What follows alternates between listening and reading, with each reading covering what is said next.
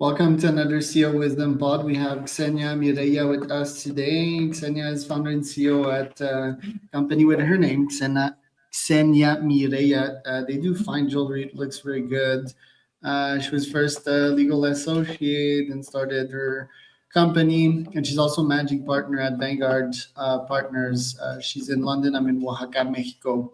This podcast is brought to you by Podware.com. If you want to start your own AI podcast, we have a way to fully automate it, get you some leads, connections, pieces of insights. Podcasts are pretty much the best activity to do as a CEO nowadays. So if you need help with that, we have a free ebook and a free masterclass on our website, podware.com. Ksenia, welcome to the pod. Tell me a bit more about yourself and what you're up to nowadays. Yeah, thank you for inviting me, or thank you for having me. I'm a jeweler. I started out as a intern at a jewelry store in London many years ago when I was 17. Had no clue about jewelry, no business background, nothing at all. Just walked into the store, said I need a job, ended up talking to the CEO and getting the job the next day, which was great. Very unusual start, I guess. That's how I got my foot in the door. It was a long progression since then. For 5 years, I was pretty much studying the industry, trying to understand how the manufacturing works, how the behind the scenes and every single aspect of the business works to accumulate as much information as I could. Parallel to that, I was studying law, also in London. It was a bit intense. I'm not gonna lie. I was studying university and running to lectures on my lunch. At the same time, going back to work was a bit crazy. Remember doing my essays on the tube or trying to manage all of that. But yeah, paid off. I managed to start my company. It was in 2019, just before COVID. Probably not the best timing. I'm not good at picking the time. But yeah, it started from there. I got my experience, got great connections. It did lead me into a few different industries. As of right now, I'm a manager or partner in Vanguard, specializes in trading chemicals and oil. So that's a completely different sector from what I'm doing. But yeah, life is a bit of a roller coaster, but it's been quite fun, intense and fun. I can relate to that. You and your uni classes, running a business at the same time. Not sure if you finished uni, but I didn't. At the moment, I was making two or three more than my teachers. Like, I think it's time to go. I was generating leads while the teacher was speaking. I would see these PayPal transaction. My first company was a nootropic company, so brain optimizer supplement. That was 10 years ago. Tell me about the jewelry industry itself. What did you learn from your time there? Where do you manufacture your jewelry, and what is this game about? Look, jewelry industry, your own brand or standalone shop is a completely different game. It really depends on what you're doing. There's so many aspects to the industry. You have the agents that do distribution. You have the actual jewelry designers that create a concept. They don't necessarily have their own boutiques. So it's really a tough game. You have to learn a lot of different aspects to that job. I probably chose the most difficult aspect, which is running a fine jewelry brand. That's where you manufacture everything from very expensive materials such as 18 karat gold, diamonds, precious stones. So again, costs on running that type of business is it's quite high. On top of that, you need to understand how to scale the brand. I did not know that in my first couple of years. I had to learn that in a tough way. It's not as simple as just entering a store and saying, "Can you present my brand here?" There's a lot of steps and there's a lot of industry insights that you have to know to understand how to navigate that. So yeah, a jewelry game is an interesting one. It's again, I think it's quite a male-dominated industry as well. Although it might not look like this on the surface, but when it comes to actually creating business deals or growing the brand, you're definitely you have to understand how to navigate with big players on the market. So yeah, it's a bit of everything, and not just designing pretty things. You have to know your politics, you have to know your legal aspects, you have to know everything. So Right. it's yeah, it's The design aspect is also quite important. Like I think your design is quite amazing. Want to show like people real quick how it looks like. Where do you get your design ideas? Like I would definitely buy some of these for me or my wife, but I don't think you do for men, right? Or do you? Uh, I would love to do more jewelry for guys. We do have a small selection at the moment. I think it all, because we're such a new brand, it all comes with time. I'm still in the process of trying to develop. Obviously, as a female, I draw everything myself and I get inspiration from my personal life story.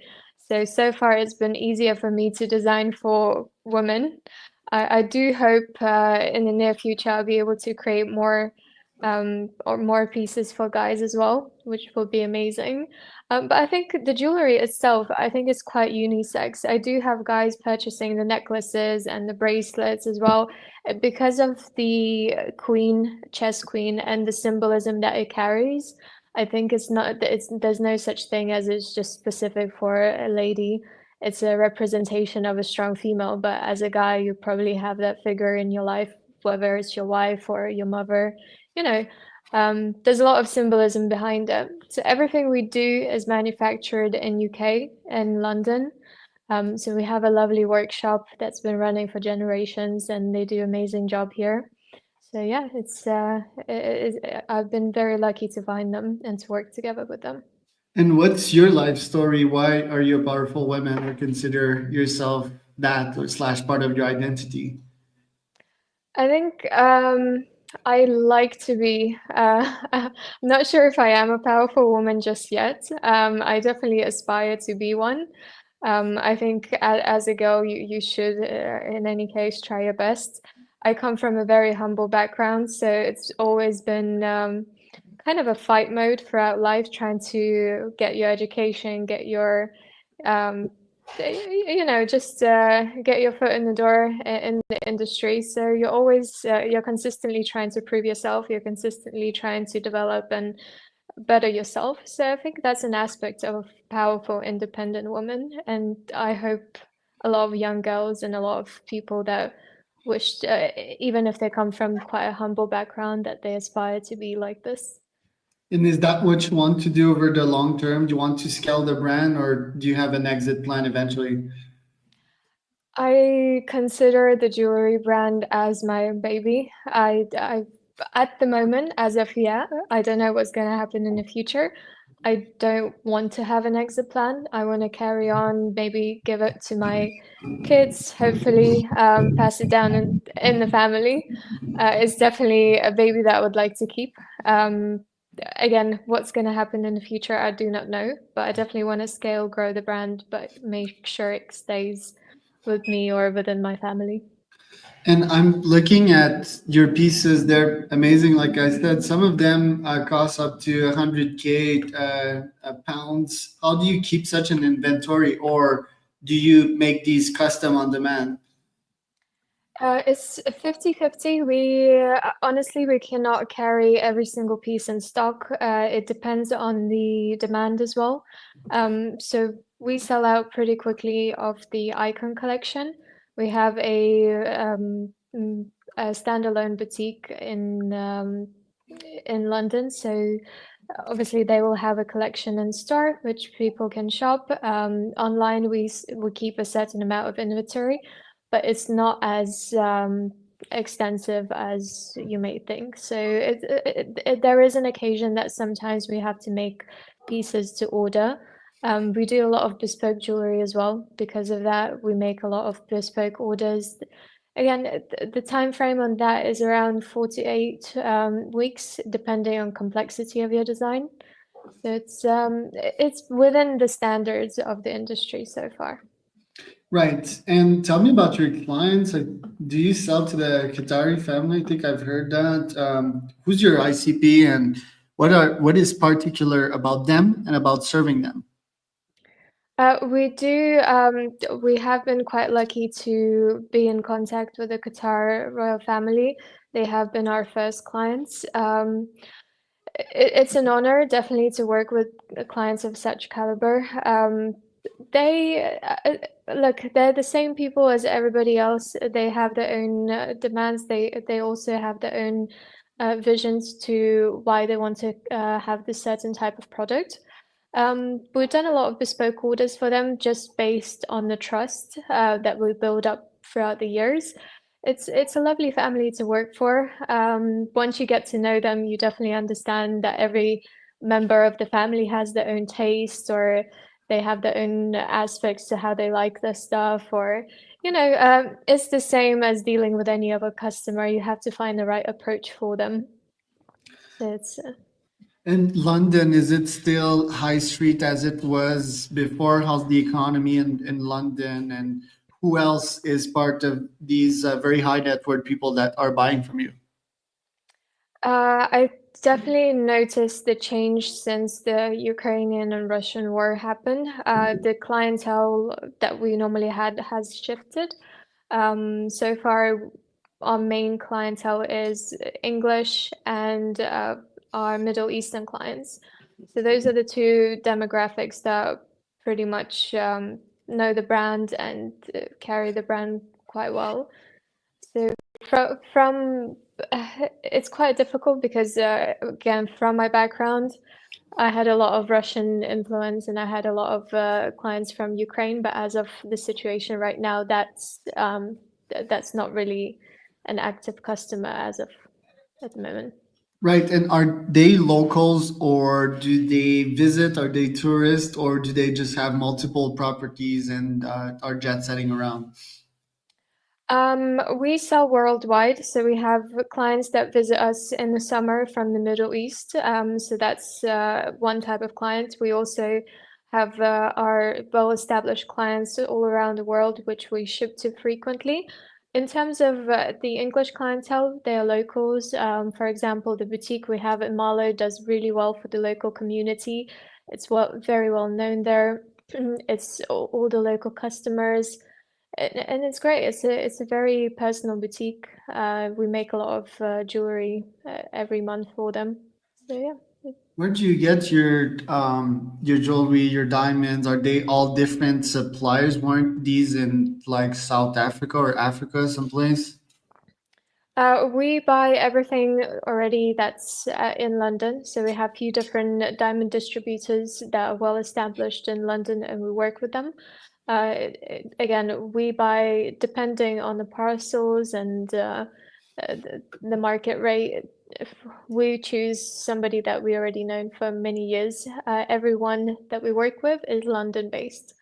So I don't tend to go outside of my community or people that I've known for many years. Right. So you physically inspect the diamonds, of course, and you evaluate if the product is of high quality. So you've got all that in yourself as skills and in your vetting pipeline, sort of, right? Yeah, we have a diamond expert who's able to provide if I go up to him and say, look, I have a bespoke order for these criterias, can you source me something within this budget and those specs, then he's capable of doing that. And I know for sure that he has the right expertise and knowledge to give me the right product. So, and if it's somebody if it's my close customer or it's somebody that I'm working with directly, then I can personally also go to the workshop and inspect the stones and materials as well. But everyone is pretty, they're pretty skilled, and once you give them all the specs, they're able to get the job done. Okay. And you have someone assembling those pieces for you, correct? And how long would it take if I order something that you don't have in stock, for example? If it's a design that we already made previously, then it can be done within 2 weeks. If it's a completely new design and we have to make a sketch and a CAD from scratch, we're looking about 2 to 4 weeks, roughly.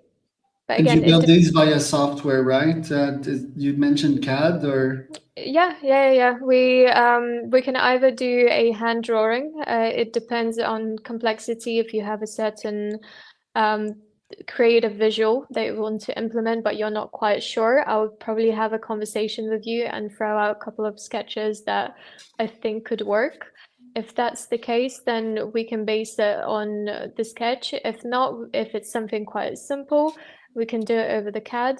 And once the CAD is made, we'll give it to the manufacturer, and he'll produce a metal metal frame. What do you think of an AI software on the website that I could prompt as a customer, like, hey, here's exactly what I want, and then it could show me an image, and that image could eventually become a CAD and a quote, right? What do you think about that workflow? I think that's definitely possible. I think there's going to be a technology that will do that. And I'm sure that there's going to be a lot of companies that will implement that. I think it will probably start from something quite simple, maybe engagement rings, because there are a number of variables, but it's much easier to build and assemble an engagement ring rather than a completely different design of a masterpiece or a brooch or a ring, you know. So I definitely see that technology being used in the industry. I'm not sure how it is as of yet, because you have to remember jewelry is quite personal. You need to understand how it's going to feel on your hand, how it's going to sparkle in a certain light, or there are a lot of personal aspects that I think AI will need to develop quite further in order to be able to navigate a customer in such a way. Right.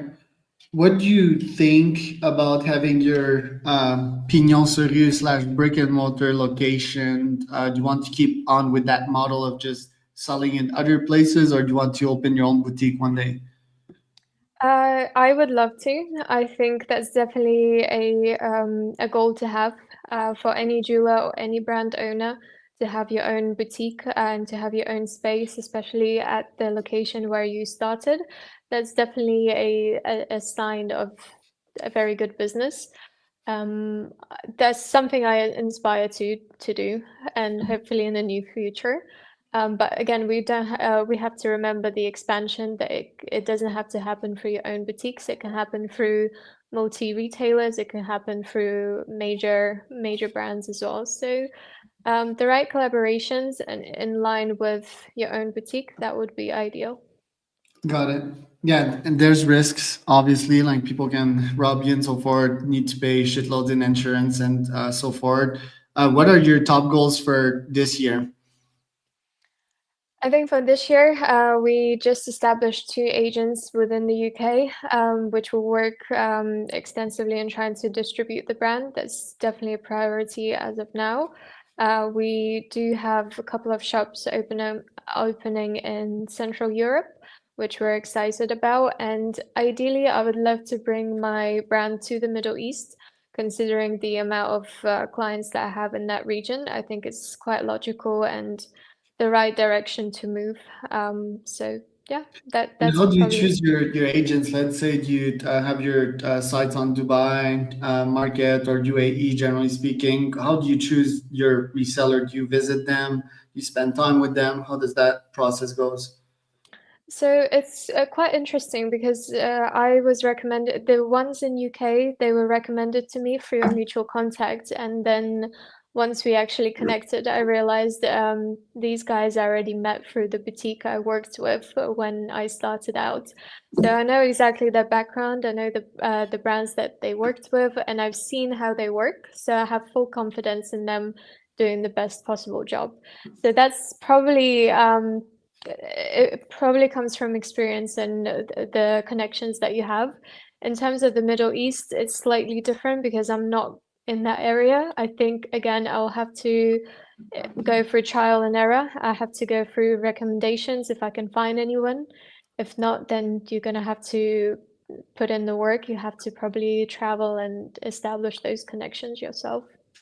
And do you market yourself? Because I see you're quite active on Instagram, and yeah, people will organically comment. But do you invest on ads, for example? To be honest, we had a PR company initially that we dealt with. I personally didn't think that that was the right strategy. I've seen a lot of jewelry brands invest a lot of money into marketing. That's not the tactic that I'm going by. Potentially in the future, I think it will make a bit more sense. As of now, I don't think that's required. I have a very strong clientele, and I think it's about building the brand internally first and then expanding through marketing. I don't think it's the right time just now. Right. And what's your philosophy on discount? I just signed up on your website and I have a discount. Wouldn't that be counterproductive in fine jewelry and luxury items? I don't think so. I mean, look, if you go into a boutique nowadays, in central London, you're able to receive a small percentage of a discount. We're not talking about 50, 40%. We're talking about a very small, 10% off on your first item. And I think that's a nice, generous thing to do. It's a good introduction point to the brand, somebody who's still trying to get to know us and, get to understand how the product is. I think that's a lovely gesture. And if you're buying a gift for yourself or for somebody you like, um, that's definitely a good incentive. Right. Last question. What does a day in your life look like? What habits are you nurturing to be a productive founder?